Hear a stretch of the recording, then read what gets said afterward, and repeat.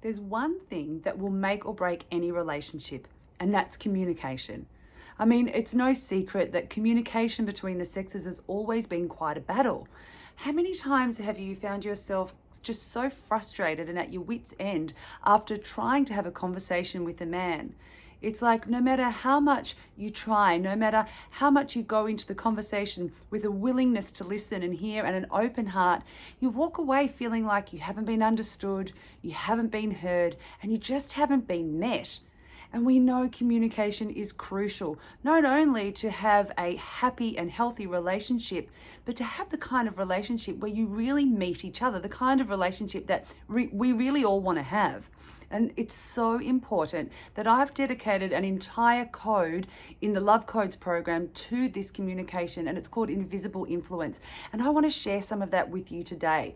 There are 4 pillars of communication that are so important that I unpack them in the Love Codes program. I'm going to share what those pillars are with you today, and I'm going to unpack one in its entirety so that you can start to apply it in your life straight away and start to get some really great outcomes in your dating or relationship life. For those of you who don't know me, I'm Belinda Bailey, and I've been a love and relationship specialist for 25 years, and I run the Love Codes program where we learn all about these tricks and tools and ways to be in a relationship in a way that's really, really satisfying and have you in a soul connection. So right now, as I said, I'm going to share with you the 4 pillars of communication that are from Invisible Influence and unpack one for you. So the 4 pillars are, the first one is communication psychology. So important. Men and women actually process information very differently, especially when it comes to feelings and needs. So as a woman, you would know that most of the time when you want to talk about a feeling, or if you have a need or want to work something out, you will process this externally. That's why we like to say we want to workshop it, because we want to talk about it. We want to feel it out. We want to say it out loud and have someone say it back to us. This is workshopping. And that's how women mostly will communicate or process information so that they can communicate. Men, on the other hand, process this information internally. And that means that they will be given a piece of information and then they'll be quiet and they'll process it internally. Often they're doing the same sort of thing, but they do it on their own and silently. You can see how these 2 types of communication can cause a lot of conflict. But when we start to actually understand the inner workings of each, we can then approach men from a position of understanding, and we can kind of start to translate. It makes the world of difference. The second pillar of communication that we learn about in Invisible Influence is communication styles. So when it comes to communicating, there's 2 styles. There's the masculine or directive, or the feminine, or what I call attractive. Now, I call them directive and attractive because, of course, men and women can embody either or both at any time.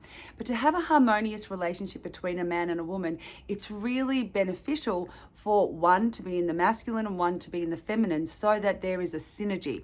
However, living in an overly masculinized world, both people generally communicate from that directive or masculine standpoint. This is an issue and it causes conflict.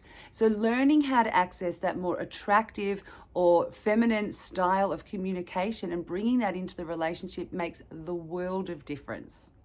Now, the third pillar of communication is needs versus neediness, and we'll come back to that in a moment because I'm going to unpack that for you today.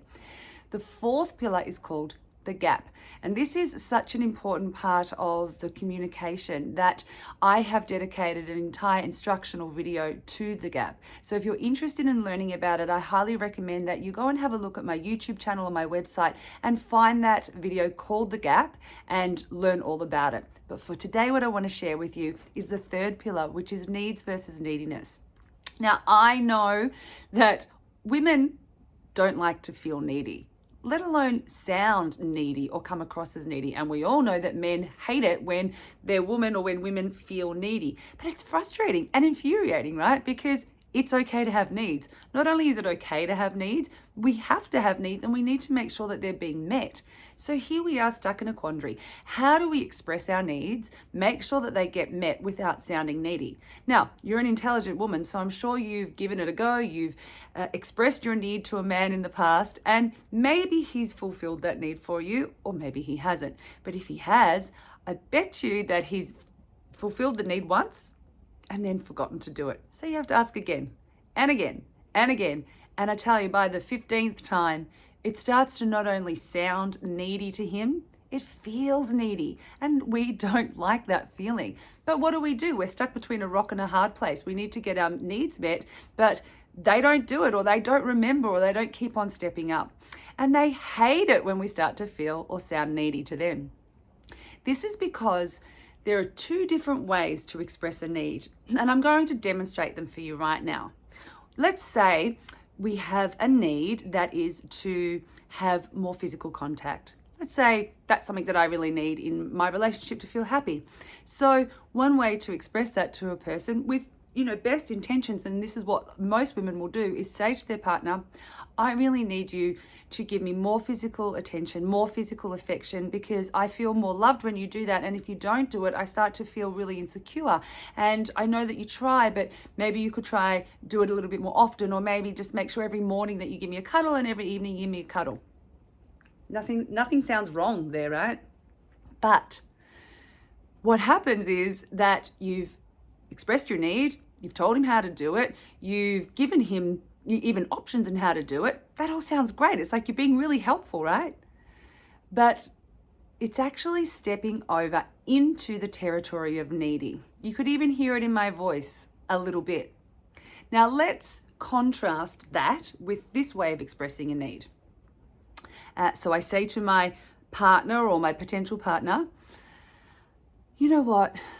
I really need to have a lot more physical affection in a relationship to feel really satisfied. And then say nothing. Feels powerful, doesn't it? Feels a bit scary too. And it is. It's more scary. But it puts the power back in your center. It takes away the feeling of being needy, and he doesn't hear you being needy either. He hears you being empowered. And it does another really important thing. It gives him the possibility and the opportunity to choose to provide your need without you telling him how to do it. So that gives him power as well, and it allows him to step into the masculine directive energy. But also, and most importantly, the thing that is really different in expressing your needs in this empowered way is that you're telling him what you need, not that you need him to do it. So think back to what I said. The first time I expressed this need, I said, I really need you to give me more affection. Now, that's making it his responsibility. But instead, when I recognize, oh, this is what I need, he either will or won't be able to provide that. That's not the issue here. The issue is knowing what I need. Now, a need is a powerful thing. When you know that something for you is a need, it becomes a non-negotiable. So we stand strong in that. And you know that this is something that's a non-negotiable. This is something that I need. He may or may not provide it for me. Wow, that's so powerful. So saying to him, I need you to give me more affection is completely different to saying, I need more affection in a relationship to feel really satisfied. Wow. So much more powerful. And let me tell you that all of the women that go through my Love Codes program tell me that these 4 pillars of communication make an immediate difference in their life. And this one particular one I wanted to share with you specifically because I have not met a woman yet who hasn't benefited from understanding the difference between communicating a need in a way that is empowered compared to a way that's needy. Because nobody's taught them before. Nobody's given the tools before, but now you have it. Now you have the capacity to express your needs, which are beautiful and important, in a way that's empowered both for you and for the man that's receiving the communication. I promise you this is going to make an epic difference in your life. Go and practice it and let me know how it goes. I want to hear all about it.